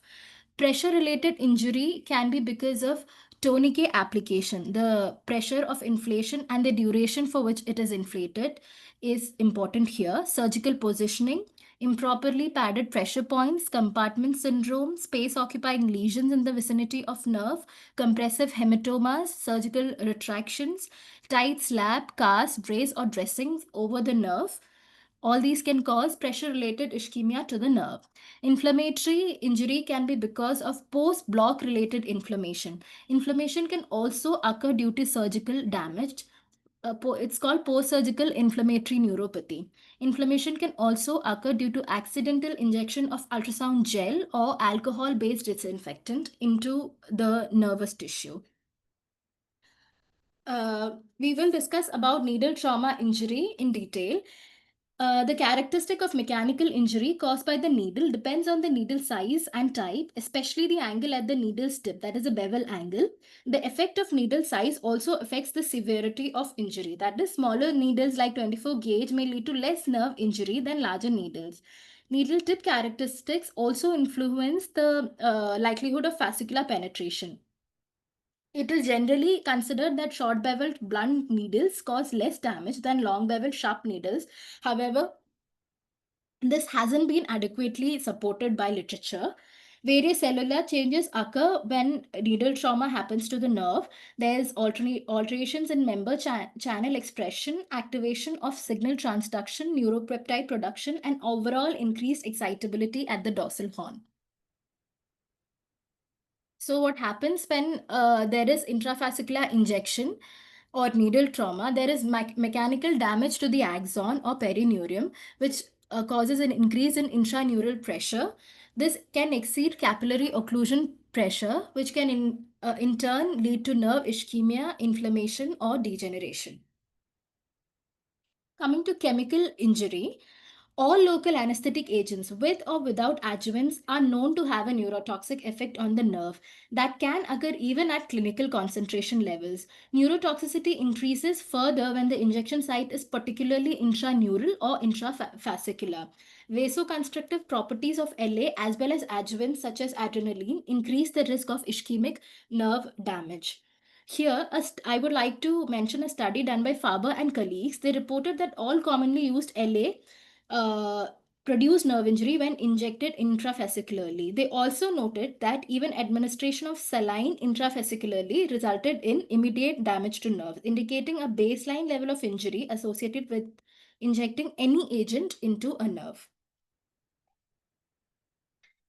So this slide is about the local anesthetic induced neurotoxicity. So that depends on the type of local anesthetic use, its concentration, site of action, and time of exposure. So lignocaine and tetracaine are the most neurotoxic local anesthetic, and with additives like epinephrine, neurotoxicity of lignocaine and bupivacaine increases. And as we discuss, intravesicular injection of other drugs, even saline, can cause neurotoxicity. And concentration matters. LA at higher concentrations have a membrane solubilization effect or a detergent effect and can alter membrane characteristics of the nerve. So higher concentration of drug are potentially more neurotoxic. And regarding the time of exposure, the longer the LA is in contact with the nerve, the more are the chances of the nerve getting damaged. Also, with respect to the site of action, neurotoxicity is more with intraneural than extraneural injection, intrafascicular than extrafascicular injections, and extrafascicular. Even if you're giving extrafascicular injection, higher concentration of LA can still cause neurotoxicity. So there can be several risk factors that can aid to cause periop nerve injury. These can be related to anesthesia, surgery, or patient risk factors. Anesthesia factors, as we discussed, intraneural injection is a major risk factor when we are conducting a peripheral nerve block. It can be due to the needle itself or injectate. Though use of ultrasound can minimize the risk of peripheral nerve injury, it cannot differentiate between extrafascicular and intrafascicular components. LA in even very small amounts, as much as 0.1 to 0.5 ml, is sufficient to rupture the fascicles. The site of injection also matters. So proximal versus distal peripheral nerve block. In case of proximal peripheral nerve block, there's a higher risk of nerve injury due to higher fascicular to connective tissue ratio. For example, in upper limb, when we are blocking brachial plexus, interscalene blocks are associated with higher risk of nerve injury than more distal blocks like axillary nerve blocks. And in lower limb, for example, sciatic nerve, when we're blocking the sciatic at gluteal level, the incidence of nerve injury due to peripheral nerve block is 0.4% as opposed to 0.24% when we are injecting at popliteal region. Needle design also matters. We have discussed this. Needle size matters. Fascicular damage is more with larger gauge needles, 19 gauge more than 24 gauge. The bevel angle matters. Penetration is more with long bevel, but neural damage when the nerve has entered is higher with short bevel. However, that being said, short bevel needles are still preferred for peripheral nerve block because they have trouble penetrating the perineurium. Bevel orientation is also important because it's been found that greater damage occurs when bevel is perpendicular to the nerve fibers. several surgical factors can, cause peri-op nerve injury. So when there is a regional anesthetic technique involved and we notice a peripheral nerve injury, everybody is very prompt in pointing out that it must be because of the anesthesia technique, but it can be because of surgical techniques also, position of extremities, surgical tourniquet application, post-surgical inflammatory neuropathy, surgical retraction, improper padding of pressure points, tight slabs or cast dressing. All these factors can cause peri-op neural injury. Tourniquet neuropathy is an important factor to account for. The pathophysiology is that pressure is imparted directly by the cuff on the underlying nerve, and or it can cause distal ischemic insult. Main features are it presents with weakness, paralysis, diminished touch, vibration, and position sense, but senses of heat, cold, and pain are preserved. Prevention techniques include use of wider tourniquet, use of lowering cuff pressures, and limiting the duration of inflation to 90 to 120 minutes with at least 10 to 15 minutes deflation period. So, for diagnosis of tourniquet-related neuropathy, history and physical examination is important. Correlation of the severity of symptoms of neuropathy with the type of tourniquet, location, and duration of inflation is important. Electrophysiological studies like nerve conduction studies and EMG can aid in diagnosis. And treatment can be symptomatic or surgical. Symptomatic treatment includes anti-neuropathic analgesics, anti-inflammatory medications, steroids, and physiotherapy. Surgical interventions can include neurolysis, distal nerve compression, nerve transfers, or nerve grafting. Compartment syndrome. So a lot of surgeons may be reluctant to employ a block because they are worried about compartment syndrome. This is because early symptoms of compartment syndrome include pain, and regional anesthesia could mask this pain. However, there is no current evidence that regional anesthesia can delay diagnosis of compartment syndrome. We must maintain a high index of suspicion and carefully monitor the patient throughout the intra-op and post-op period. Dilute local anesthetic solutions should be employed whenever possible because they are less likely to mask ischemic pain. Use of additives can be minimized because they will increase the density of the sensory and motor block. So coming to patient factors, several pre-existing patient factors can also increase the risk of perioperative nerve injury. Male gender, extremes of body habitus, advanced age, habits like smoking, patients with pre-existing comorbidities like diabetes, hypertension, peripheral vascular disease, and patients who are on antiplatelets or anticoagulants, patients who have been hospitalized for a long time. These patients are at a risk factor for periop nerve injury. So pre-existing neuropathy is of importance to us. Thorough history taking and local and systemic examination should be done before planning an RA technique for any patient, because many of these neuropathies can be subclinical. These can include cervical spondylosis, diabetic neuropathy, hypothyroidism, multiple sclerosis, alcohol and cisplatin-induced neuropathies, hereditary neuropathy, or lumbar spinal canal stenosis. Unless a proper history is elicited, we might miss out on these diagnoses. So why are we bothered about pre-existing neuropathy? There's this phenomenon called double crush and triple crush phenomenon. So double crush suggests that patients with pre-existing neural impairment, they are more susceptible to injury elsewhere when exposed to secondary insults like surgery or anesthetic techniques. In triple crush phenomenon, it denotes a triple hit injury or nerve compression at two sites where an additional impairment such as compression, needle trauma, or pressure due to injection, surgery per se, or varied anatomy is added to resultant neurological damage. Hence, performing neuralgial as well as peripheral regional anesthesia techniques in patients with pre-existing neurological disorders may theoretically put them at increased risk. So, history taking, examination, documentation, and risk explanation is of paramount importance. So it's not only the adult patients who are at risk of pre-existing neuropathy. Our pediatric patients can also have pre-existing neuropathy. Hereditary peripheral neuropathy like Charcot-Marie tooth disease, chemotherapy-induced neuropathy, Guillain-Barré syndrome, central nervous system disorders like multiple sclerosis, post-polio, and ALS can be present in children, and communication with parents becomes important in this case, and examination of the child also is important. Nerve injuries can also occur during birth, and in infant patients, these can be missed. Facial nerve can be injured during birth, and such babies present with lopsided facial expression. Brachial plexus injury in terms of in the form of Erb's palsy or Klumpke palsy could be there. Radial arm nerve in the arm, sciatic nerve in the lower back, obturator nerve in the leg also may be injured during delivery. However, most children do completely recover from these injury over a period of time. So proper birth history should be taken when we are going to take up a pediatric patient for regional anesthesia technique. So what happens to our technique of RA when there is a pre-existing neuropathy?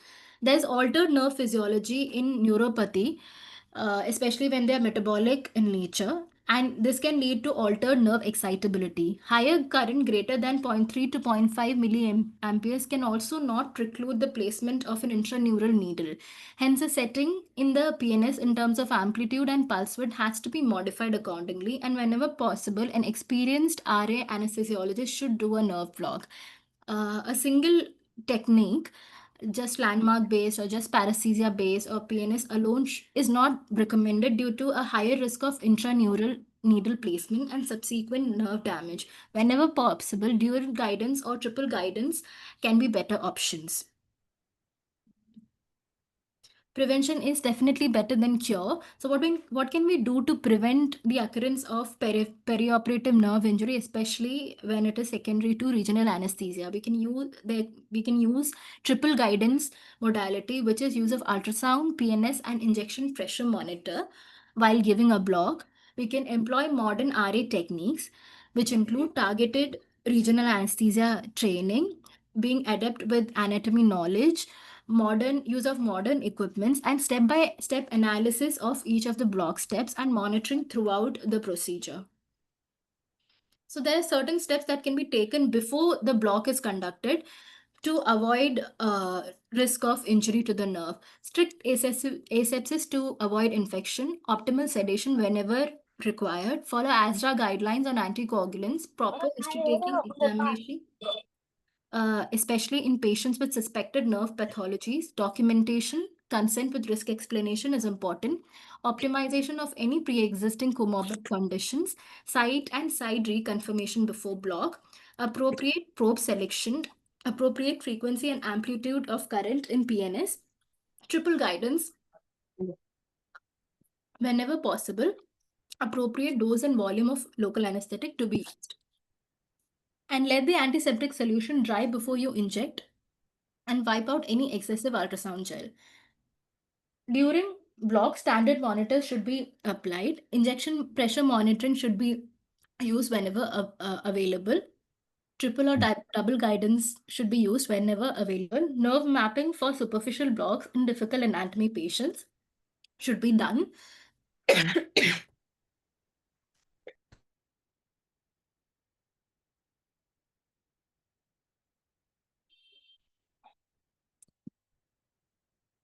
Sorry. Scout scanning should be done, or pre-procedural scanning to look for any vital structure in the vicinity of nerve. Short bevel insulated echogenic needle of appropriate size should be used. And needle beam angle should be more than 55 degree. Needle bevel orientation towards the probe, and keep your needle to the extraneural compartment only. Fractionated and slow injection should be given in aliquots of 3 to 5 ml. Arya, just why don't you have a glass of water? It's okay, take a break. I know you've been speaking for a long time. Just take a glass of water and then enjoy.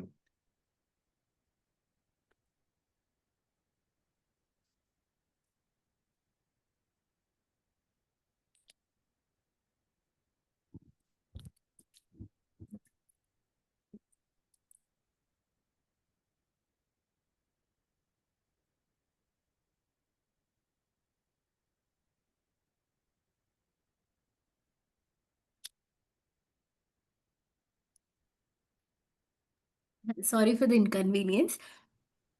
So these That's are fine. That's fine. Please. yeah. Yeah. These are the steps that we can take during the block to ensure safety during RA technique. Moving further, in the post-op period, it's important to reassess the patient, reassure the patient. Bilateral limb examination should be done.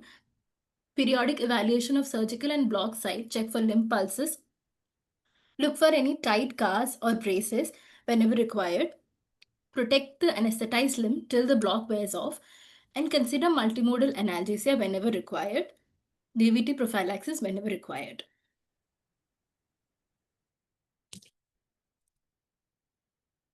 Somebody running a textile business from this place. Huh?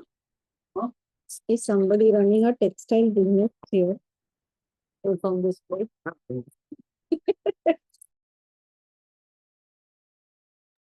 Arya, you can continue.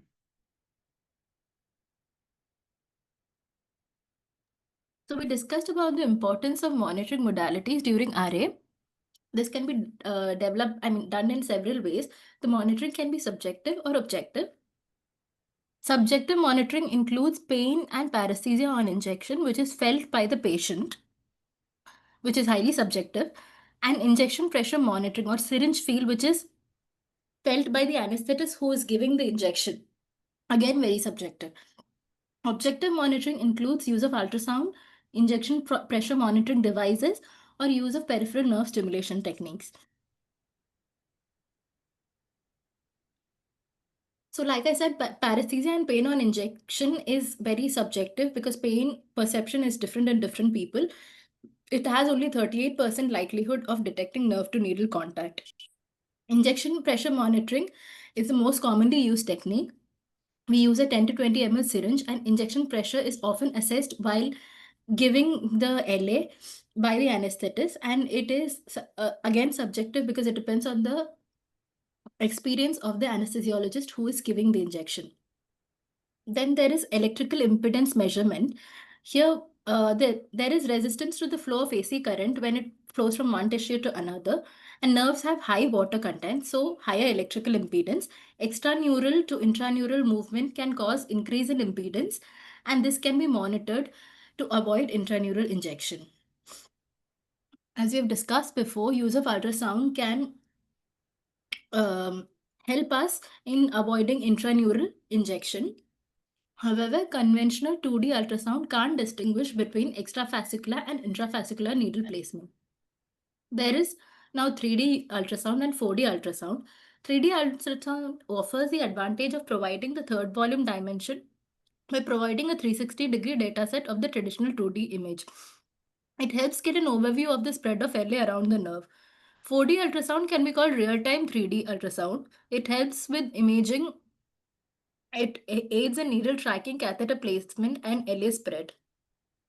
All that being said, the softwares involved are expensive, the computer processing units are heavy, and operator skills have a learning curve. AI has now landed in regional anesthesia arena also. We have something called ScanNav TM, anatomy peripheral nerve block, which is an FDA-approved AI technology that generates color overlays and highlights and labels key structures in real-time B-mode USG. And there's CAIT. So it is based on Boyle's law. Pressure into volume is constant. So 50% of compression of air requires around 14.7 psi, which is below the safety limit of 10 psi.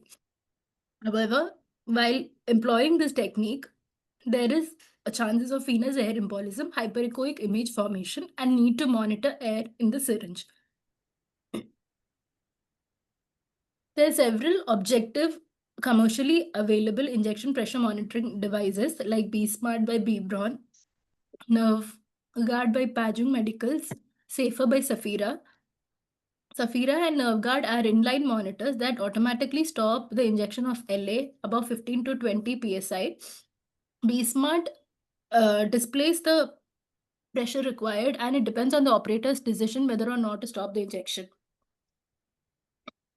Here's a picture showing several modalities that can be employed for safe administration of a regional anesthesia technique.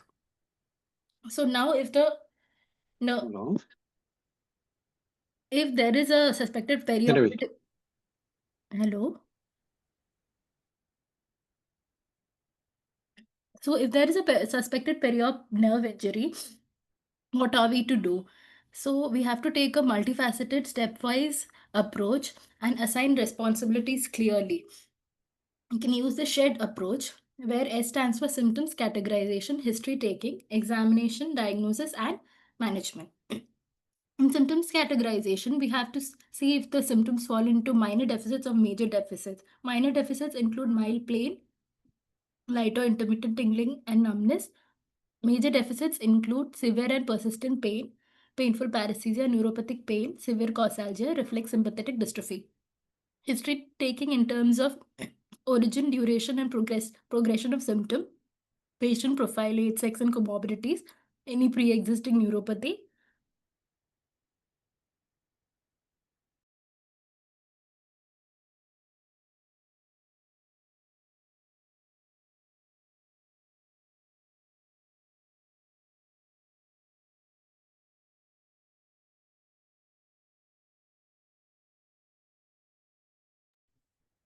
You have to unmute yourself.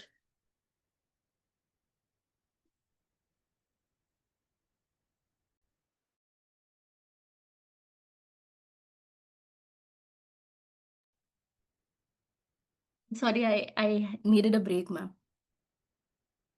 It's okay. Take your time. We all will wait. No worries. Yeah.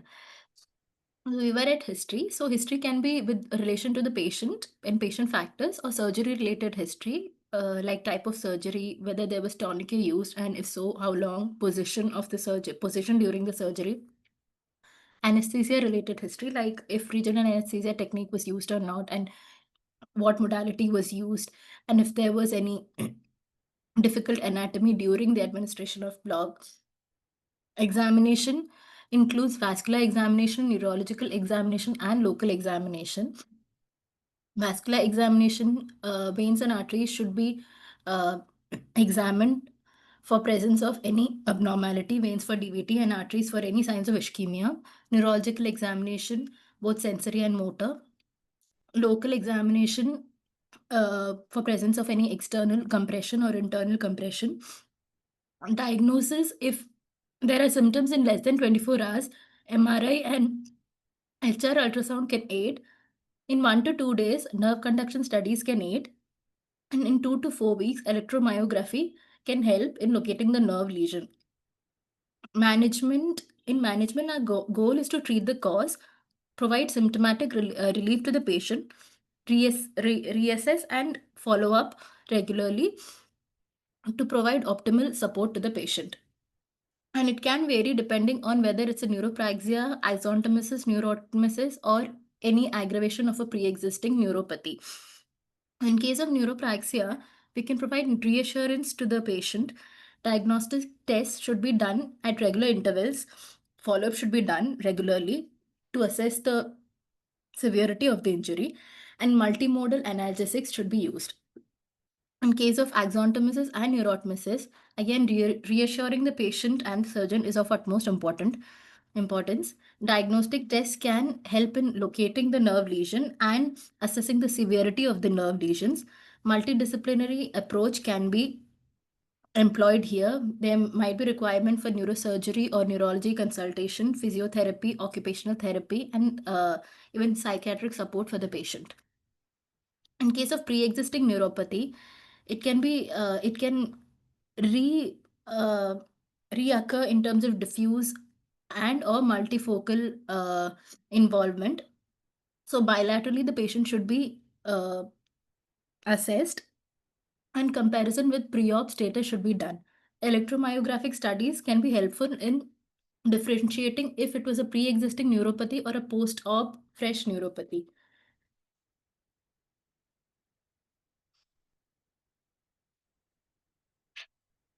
So this is a slide telling us when to go for a neurology consultation. If the deficits are severe, functionally limiting, progressive, or multifocal in nature, or unexplained neurological impairment outside the block region is found, associated severe pain, intervening return to neurologic baseline after surgery before development of PNI, a peripheral nerve injury. If any of these signs are present, it is wise to take a neurology consultation. Our treatment options, as we already discussed, this is just a summary of it. We have to treat the reversible causes like restrictive plaster casts, compartment syndromes, hematoma, traction sutures, and screws and clips that are impinging on the nerve should be addressed. Imaging studies and surgical intervention in the form of hematoma, evacuation, compartment pressure release, or nerve repair can be needed to treat such causes. Axontomesis and neurotomesis would require multimodal analgesia, plastic surgery, and neurosurgery intervention with nerve repair and grafting. In pediatric regional anesthesia, to decrease neurotoxicity, we must consider lower concentration of local anesthetic to be used, and because it is less likely to mask compartment syndrome. USG guidance should be employed whenever possible, and appropriately sized probe should be used whenever possible. This is a controversial topic. Should we do regional anesthesia in awake or asleep patient? So, in our pediatric patients, in our practice that we have come across, we have seen that it is almost impossible to get the child to cooperate. Cognitive inability of the child to relate to symptoms like pain or paresthesia is also not very good. So, it is best provided under deep sedation or general anesthesia. And as per the PRAN study, they have reiterated that giving regional anesthesia for children under GA or a deep sedation is safe. So, once a nerve injury is established, what are our diagnostic parameters? We can get a nerve conduction study done, EMG, MRI, or ultrasound done. Electrophysiological testings include nerve conduction study and electromyography. So in nerve conduction study, nerve is stimulated and recording made of the motor or sensory response. Nerve conduction studies include motor conduction studies and sensory conduction studies. In axonal injury, the amplitude is reduced, and in myelin damage, conduction velocity is reduced. EMG, what it does is it locates the nerve lesion which has already been identified by initial NCS. So nerve conduction study will tell you whether or not there's a nerve lesion, and electromyography will tell you where the nerve lesion is. It consists of needle electrodes placed inside the muscle to record its potential at rest and during voluntary contraction. It helps to distinguish between neuropathic and myopathic causes of injury. And also it helps to detect where the nerve injury was present before the surgery or after the surgery. So electrophysiological effects of acute axonal injury will be identifiable only after 2 to 3 weeks following injury. After 4 weeks, the beginning of reinnervation process can interfere with the EMG study. So if you see any abnormal readings before 2 to 3 weeks, so there's a good chance that the patient had a pre-existing neuropathy. So this is a slide with USG and MRI grading of peripheral nerve injury. In neuropraxia, that is underlined 1.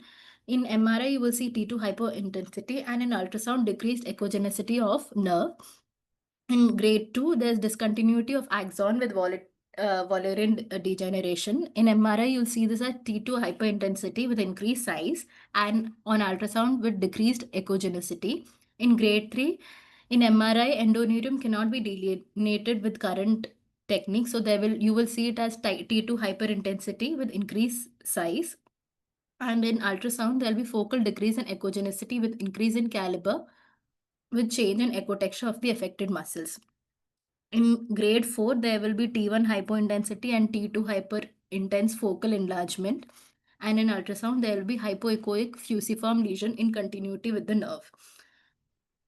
In grade 5, there will be end neuroma formation in MRI and hypoechoic neuroma at proximal end with local soft tissue edema in ultrasound.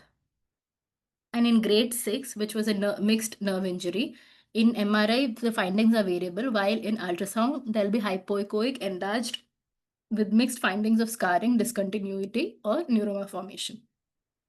So, Our take-home message is that safest modality, there is no such safest modality for each and every patient. It has to be tailored according to each and every patient and with respect to the surgery. Assessment of patient with pre-existing neuropathy for proper preventive measures is important. Try to remain extraneural or extrafascicular. Use dual and triple guidance whenever available.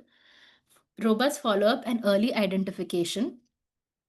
And prompt treatment is of utmost importance. Proper documentation, detailed communication with the patient, discussing risks and benefits, and appropriate follow-up can help minimize the injuries. These are my references. Thank you.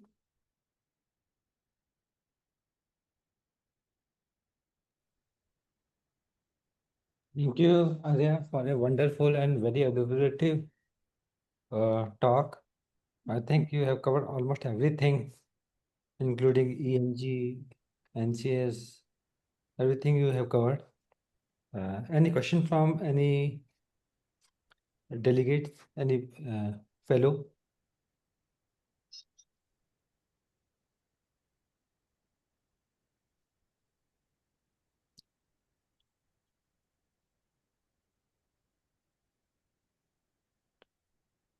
Hello, Muli sir?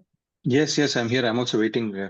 I think the amount of ground we have covered today is quite extensive, from the autonomic nervous system to Arya. That was an excellent presentation. In fact, I did mention to you earlier that we could have kept the content a little less, but now thinking back on it, you covered everything. Thank you.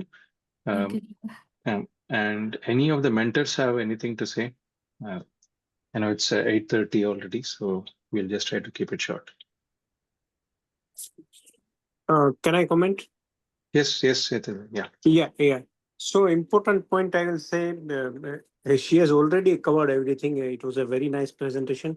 But most important point is always assess the patient before giving any block.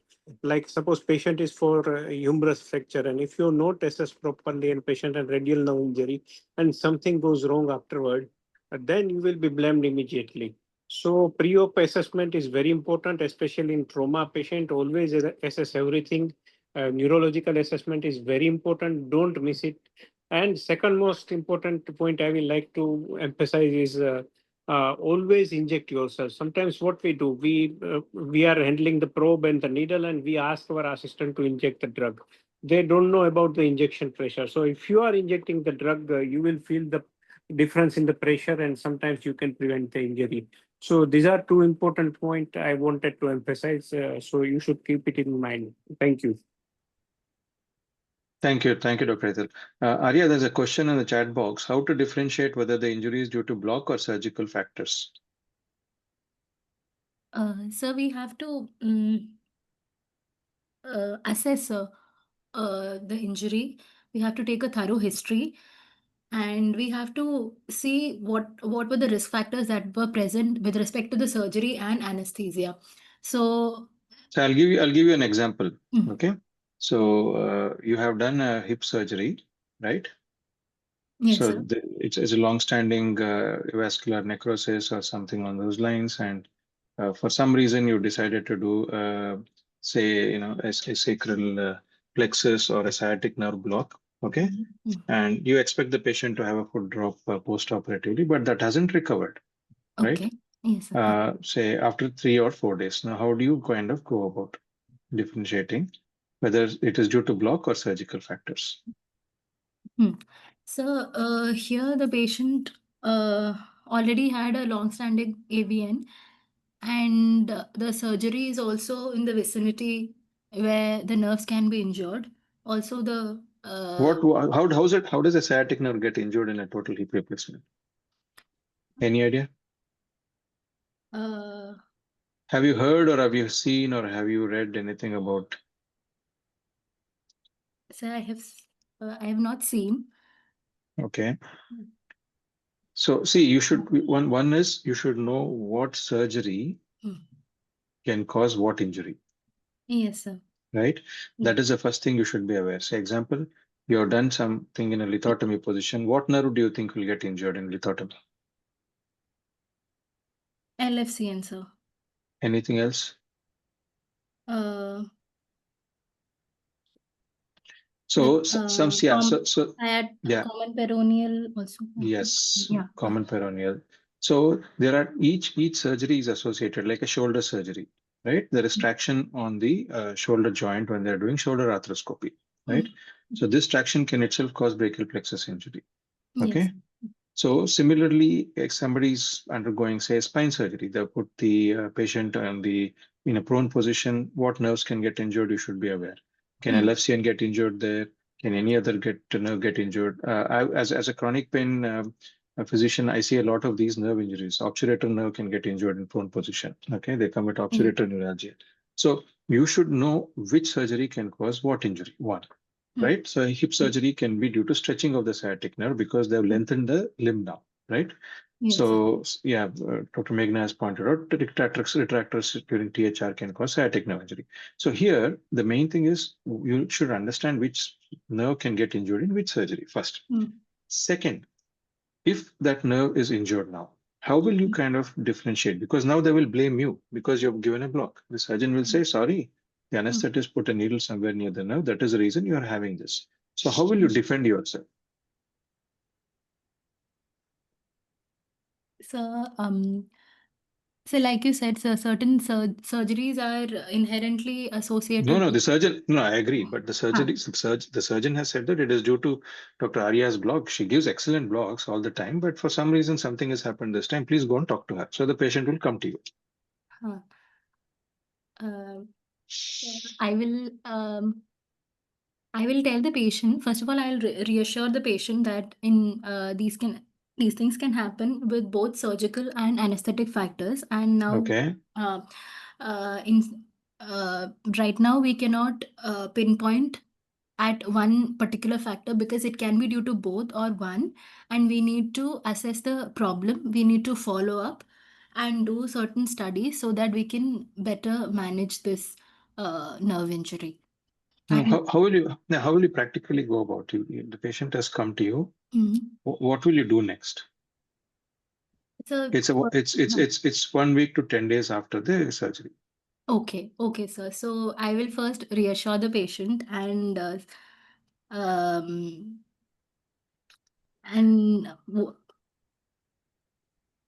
go for a nerve conduction study, sir, if possible. Okay. Now, are you an expert? Are you an expert in reading NCS? No. So who's an expert? Neurologic. Yeah. So you will refer this patient to a neurologist, have a chat with the neurologist, explain to him what you have done, and then let the neurologist do the nerve conduction study. Yes. Now, in the nerve conduction study, can you differentiate whether it is due to your needle trauma or whether it is due to surgical cause? Not very likely, sir. What will you get to know in a nerve conduction study? We will get to know whether there has been a nerve injury. There's an injury in the nerve. Okay. What and what are the different things that you I think you have a slide somewhere, right? Yes, sir. Yeah. Can you just yeah. Yeah. So nerve conduction study, it'll tell where there's an axonal injury or a myelin damage. Yeah. And when you be able to identify which part of the nerve was damaged? No, sir. For the which part of the nerve? Which in the sense, as in which area of the nerve? No, sir. We will just get to know whether there's an injury or not. For that, we will have to further go into electromyographic studies. There is a wonderful article, I will share it later on the group, as to how to interpret a nerve conduction study. Okay. At least you need to have an idea. One. Second, what else can you do? What else can the neurologist do? To save you, like Dr. Hethel told, if there is a humerus fracture, you need to understand whether the nerve injury is pre-existing before you go in and do something, right?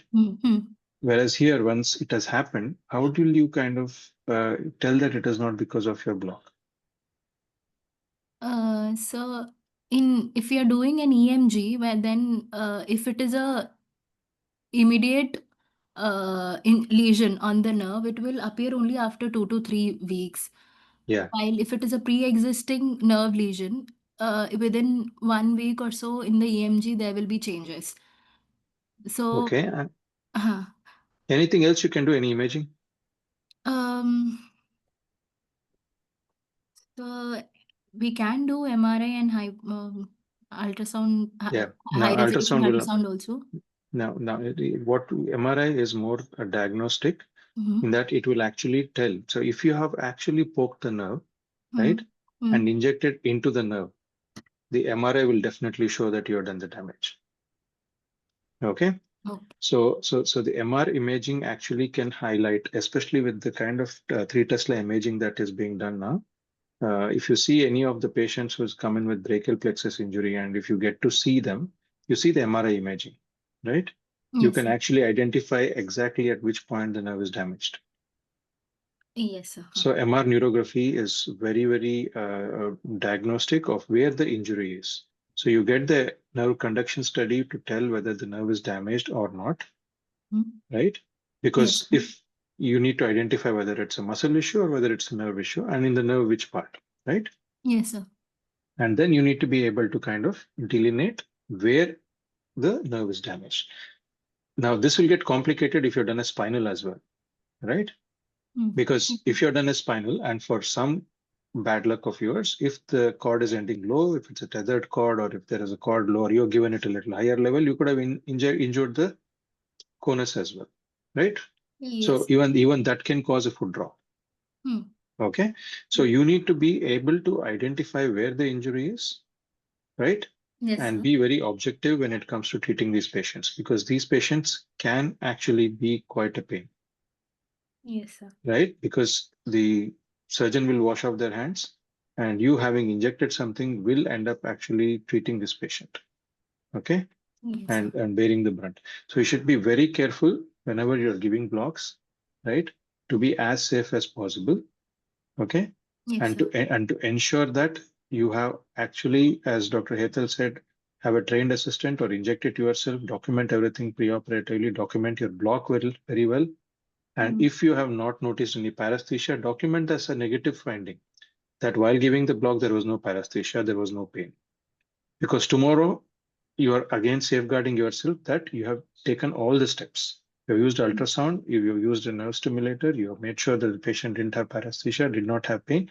So you can say that, yes, I've done all the things which is safe, and then have given this block. Yes, sir. Right? This is a very big topic. This, in fact, is a very big topic.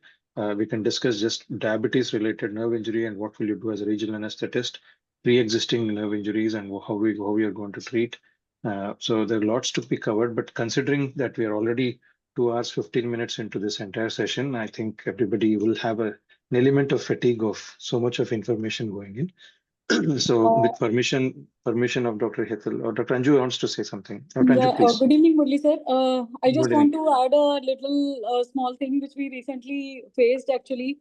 In 2 consecutive cases of cytoreductive surgeries, our patient landed into monoplegia.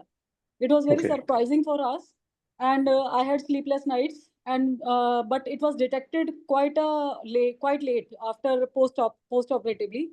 The reason being that 2 days the patients are in ICU, and then when they return to the ward, they are in the bed most of the time, and they are ambulated very late. So when they were made to ambulate, they suffered falls. And it was like monoplegia, but it was selectively mostly in the femoral region. So MRIs were done, and then MRIs were clear. And then neurologists were not able to reach at any diagnosis. But in the second case, the neurologist, very senior, the HOD, he blamed the epidural despite not having any evidence. He called our HOD and said that consecutive epidurals are having this problem, and probably some material of epidural, though he could not, categorically blame the epidural. But still, the onus comes on us, despite you not having any this thing, the guilt, the onus, everything, it comes on us. So I make it a point to document every time that it was a single shot, clear, no bloodless puncture. And then when we give a top up, because we don't give infusions in the ward, so I always make it a point for the PGs to document that motor recovery was documented, and then the epidural top up was given. So even despite that, in the second case, it happened because the motor they did not make the patient to lift the leg. They just made it to, a limb can still be moved. If it is Yeah. a femoral region, the patient will still be able to make some ankle movements, but it Yeah. will not be, they did not make the patient to lift the leg. So now I Yeah. make it a point to ask them to lift the leg fully, anti-gravity, and then give the top up, so as to at least detect it early. So steroids were given and both patients actually recovered and they were followed in the OPD for complete recovery. But these cases were like terrifying. Yeah, no. I think what I wanted to highlight to fellows is it looks very nice when we talk about blocks and different techniques and all the images that we show and videos that we show. But what they need to realize is the first thing is to be safe, document and consent properly, because those are the main things which, as Dr. Anju was mentioning here, will save you at the end of the day. And ensure that you at least have one tea or coffee with the neurologist on a regular basis, so that you're in touch with your neurologist. because definitely it will make a big difference when things like this happen, where you need to discuss with them. So everybody will have some, especially all the faculty here, will have one or two incidents which they can not so fondly, but remember that this has happened, and that did definitely give them a week or 2 weeks of sleepless nights. So Yes. so so Arya, so I think that is it from my end. Shishir, have you got anything to add? Just want to say, Anju, hypertension is also a risk factor for neurological injury. So, like in these patients of cytoreductive surgery, to maintain blood pressure is also very important. Sometimes it happens due to hypertension only. Hypertension, in addition to some nerve compression due to position. Yes, sir. Absolutely. Hypotension will be an added risk factor in addition to some positioning issues and everything. But sir, would hypotension lead to some monoplegia kind of picture, and that too in selective territories? It should be generalized. I think it is accidental finding. Like sometimes similar cases you find in a short period. I was talking to my fellow 2 days back only. Sometimes similar complication happen in very short period of time. So unfortunately, these things happen, but we can't find any cause. I don't think there is any cause for this monoplegia. I just Yes, have sir. a point Sir, to in fact, our physiotherapist, he mentioned that later on when I communicated with the physiotherapist, he mentioned that he has seen a lot of cases of femoral weakness, weakness in the femoral territory following cytoreductive surgeries, following the major pelvic surgeries. So, Anju, I just yes. point we had. I think Murli was telling all of us would have had one of the cases, but I think we should always keep lumbar canal stenosis. I mean, it's a vast topic as Yes, lumbar canal yes, sir. is But one sir, MRI was done and it was clear, sir, in both the cases. that is post-op. Yeah, I know. I mean, Yeah. we don't evaluate pre-operatively with all those things. We don't, sir. We don't. In mind to save our skin. Yeah. Yeah. Yes, sir. Yes, sir. Thank you, sir.